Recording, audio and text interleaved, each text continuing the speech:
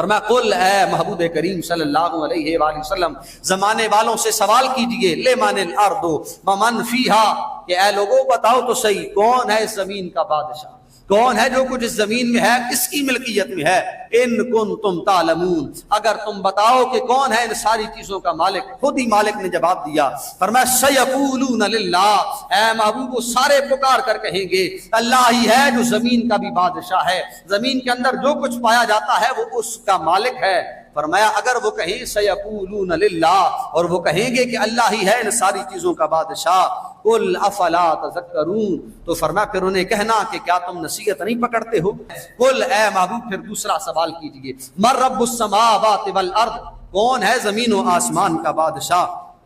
سماوات سبع اور ساتوں آسمانوں کا بادشاہ ہے، کون ہے برب العرش العظیم، کون ہے جو رب عرش عظیم ہے، جو کرسی پر سوار ہے، ایسا مالک کون ہے، سیقولون للہ، اللہ کریم نے فرمایا سارے پکار کر کہیں گے کہ ہمارا مالک ہی اس شان کا ہے کہ ساتوں آسمانوں کا بھی بادشاہ ہے، وہ اپنی کرسی پر بھی سوار ہے، عرش عظیم کا بھی بادشاہ ہے۔ فرمایا اگر وہ یہ کہیں نا کہ اللہ ہی ہے جو اس لائق ہے، قل افلا تتقون تو پھر انہیں کہہ دیجئے محبوب کیا تم اللہ سے ڈرتے نہیں ہو؟ اگر تمہیں پتا ہے کہ اتنے بڑے آسمان اس مالک نے بنائے ہیں، ان آسمانوں کا بادشاہ وہ مالک ہے، تو پھر کیا تمہیں خوف نہیں آتا ہے اس مالک کا، ڈرتے نہیں ہو اس مالک سے؟ پھر کہا قل اے محبوب کریم صلی اللہ علیہ وآلہ وسلم اعلان کیجئے من بیدہ ملکوت کل شیء، کون ہے جو کائنات کی ہر چیز کا مالک ہے، جس کے ہاتھ میں ہے ہر چیز، ہاتھ میں ہے کائنات کی ہر چیز، وَهُوَ يُجِيرُ وَلَا يُجَارُ عَلَيْهِ